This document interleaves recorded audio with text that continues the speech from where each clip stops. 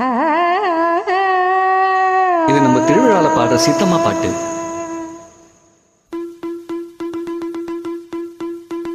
துள்ளி துள்ளி நீ பாடம்மா சீதையம்மா,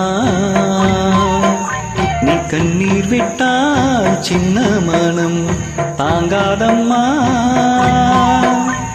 துள்ளி துள்ளி நீ பாடம்மா சீதையம்மா.